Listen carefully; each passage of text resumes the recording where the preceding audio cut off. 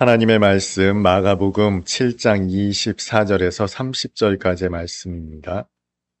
예수께서 일어나사 거기를 떠나 두로 지방으로 가서 한 집에 들어가 아무도 모르게 하시려 하나 숨길 수 없더라. 이에 더러운 귀신 들린 어린 딸을 둔 한 여자가 예수의 소문을 듣고 곧 와서 그 발 아래에 엎드리니 그 여자는 헬라인이요 수르보니게 족속이라. 자기 딸에게서 귀신 쫓아내 주시기를 간구하거늘 예수께서 이르시되 자녀로 먼저 배불리 먹게 할지니 자녀의 떡을 취하여 개들에게 던짐이 마땅치 아니하니라.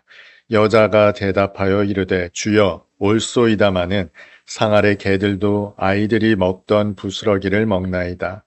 예수께서 이르시되 이 말을 하였으니 돌아가라. 귀신이 내 딸에게서 나갔느니라 하시매 여자가 집에 돌아가 본즉 아이가 침상에 누웠고 귀신이 나갔더라. 아멘.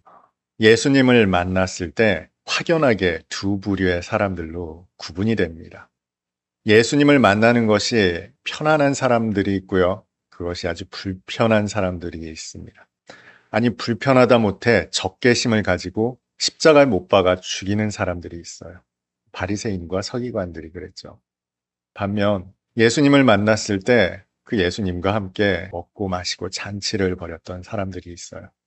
제자들이 그랬고요. 또 세리와 창녀와 죄인들이 그랬습니다. 왜 그랬을까요? 어떤 사람은 예수를 만났을 때 편안했고 또 어떤 사람들은 예수를 만났을 때 불편했습니다. 도대체 왜 그랬을까요?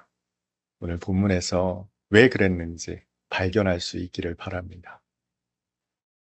오늘 본문은 다소 충격적이기까지 합니다. 너무 예수님답지 않은 말씀을 들었어요.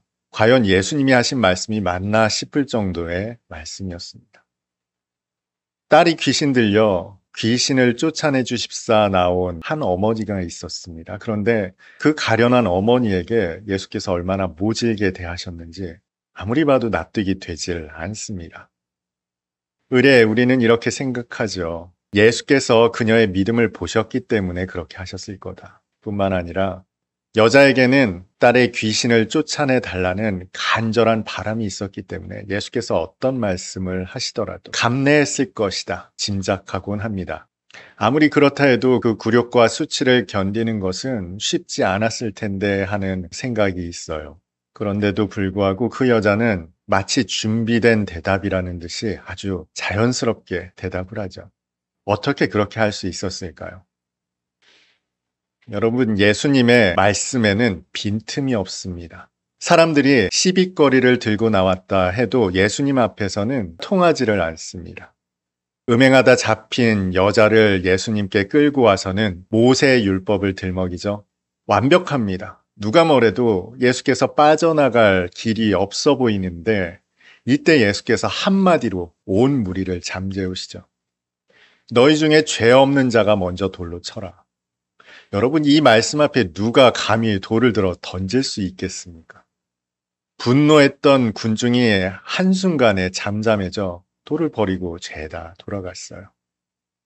또 한 번은 제자들이 안식일에 하지 못할 일을 하죠. 미리삭을 비벼 먹었습니다. 시장했던 모양이에요. 또 이것을 보고 시비를 겁니다. 어떻게 안식일에 하지 못할 일을 제자들이 하고 있습니까? 아무리 봐도 이 공격도 빠져나갈 길이 없어 보이는데 예수께서 다윗을 언급하시죠. 너희는 성경에서 다윗이 한 일을 보지 못하였느냐 하시면서 인자는 안식일에도 주인이다 말씀하심으로 그들이 더 이상 시비를 걸지 못하게 만드셨어요. 오늘 본문 이전에도 그런 일이 있었습니다.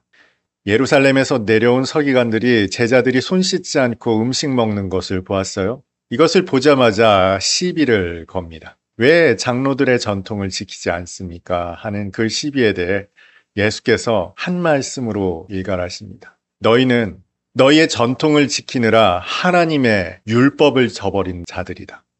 너희는 어떻게 하나님의 계명은 버리고 너희의 전통을 지키고자 하느냐? 이 주님의 말씀에 더 이상 그들이 어떻게 반론을 제기할 수 있었겠어요? 이렇게 시비를 거는 사람들에 대해서 예수님은 여지를 주지 않는 말씀으로 대꾸하셨습니다. 예수님의 말씀에는 빈틈이 없었어요. 오늘 본문도 한 여자와 예수님의 대화로 이루어져 있습니다. 그런데 오늘 본문 대화는 조금 수상합니다.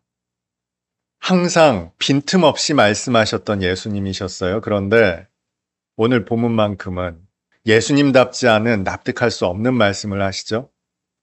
여기에는 아주 작은 틈이 있었어요. 여러분이 이 여자였다고 한번 생각해 보세요. 예수께서 이런 말씀을 하셨을 때 여러분이라면 어떻게 대꾸했겠습니까? 주님, 왜 저를 개라 하십니까? 저는 개가 아닙니다. 저는 주일 성수를 했습니다. 소득의 11조도 드렸고요. 열심히 교회에서 봉사도 합니다. 새벽 예배도 나오고요. 얼마나 제가 열심히 신앙생활을 하는데 왜 저를 개라고 하십니까? 만약 예수님의 말씀에 이렇게 반문을 했다면 어떤 일이 벌어졌을까요? 아마 예수께서 조목조목 우리의 실체를 드러내셨을지 몰라요. 내가 정말 주일 성수를 했더냐? 그 11조 중에 얼마를 빠뜨리지는 않았느냐? 여러분, 물론 예수께서 그렇게 하시지는 않겠지만 하나하나 말씀하신다면 예수님 앞에 한 말씀도 더 드리지 못할 겁니다. 그런데 이 여자는 마치 예수께서 하신 말씀의 빈틈을 알고 있는 듯이 대답했어요.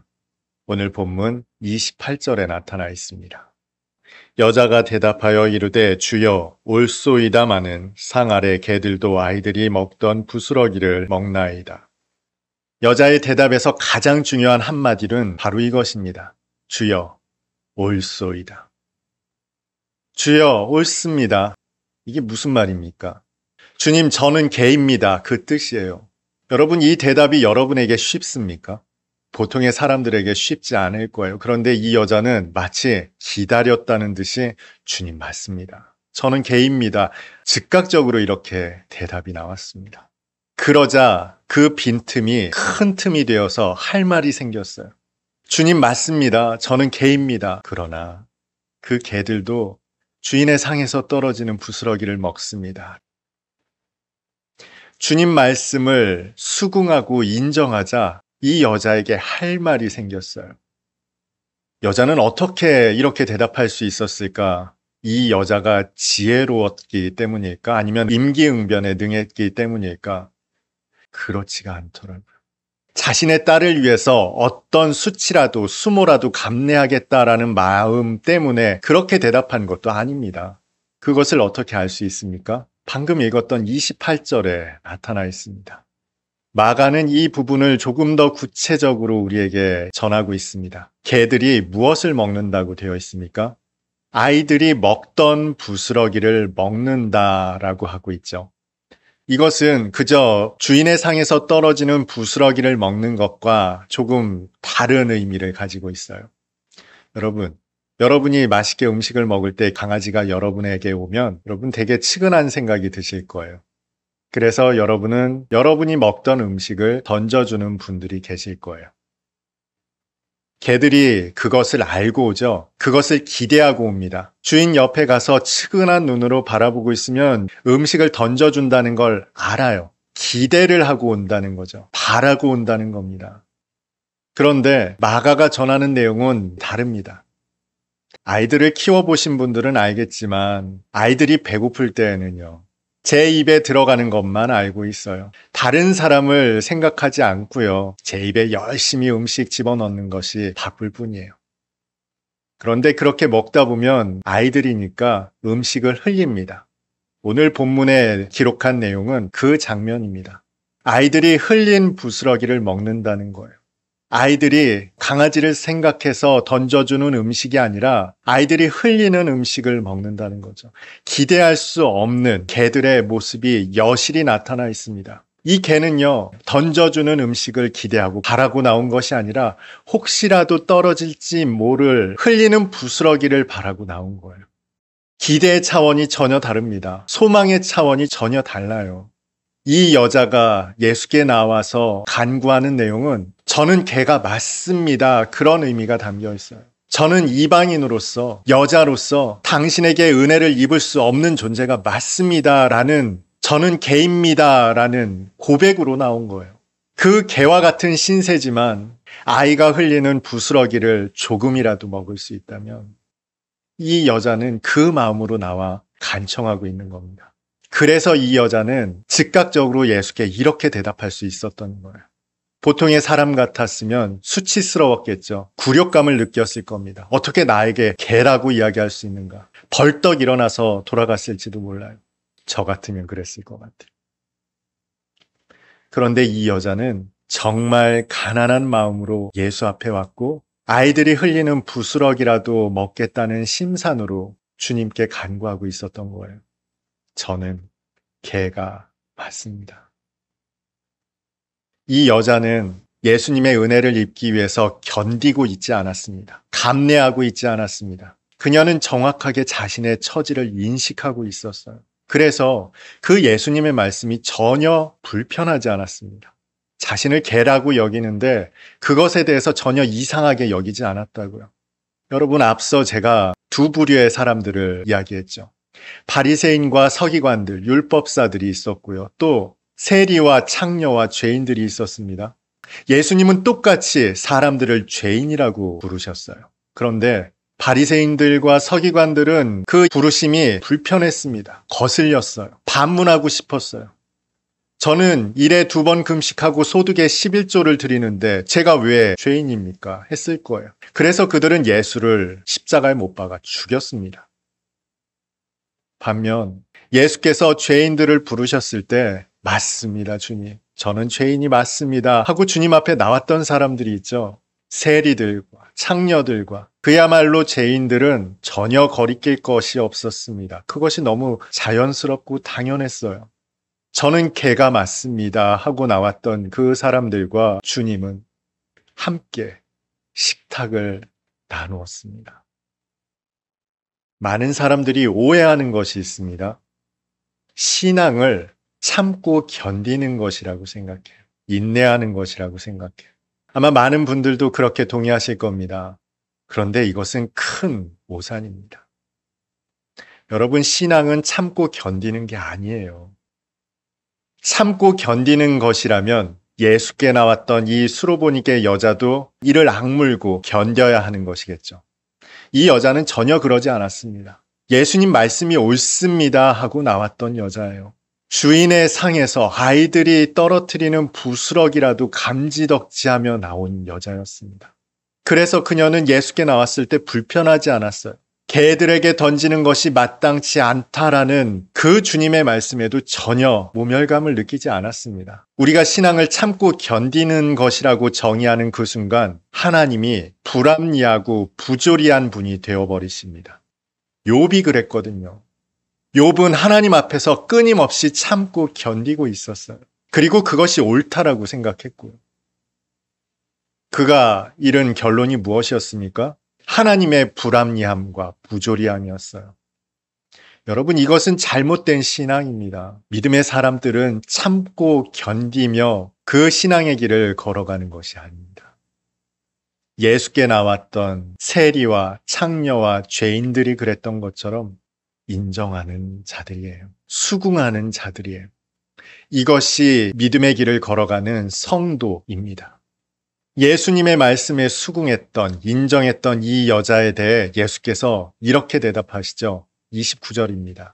예수께서 이르시되 이 말을 하였으니 돌아가라. 귀신이 내 딸에게서 나갔느니라 하시매. 예수께서 독특한 표현을 하시죠. 이 말을 하였으니. 영어로는 이렇게 되어 있더라고요. Because of this answer. 이렇게 대답했으니 이게 무슨 뜻입니까?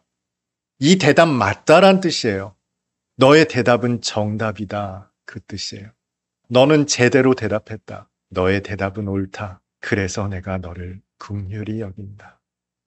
예수께서는 수로보니게 여자가 정답을 말했다는 듯이 내 딸에게서 귀신이 나갔느니라 말씀하시죠. 얼마 전 큰 반향을 일으킨 노래가 한 곡 있습니다.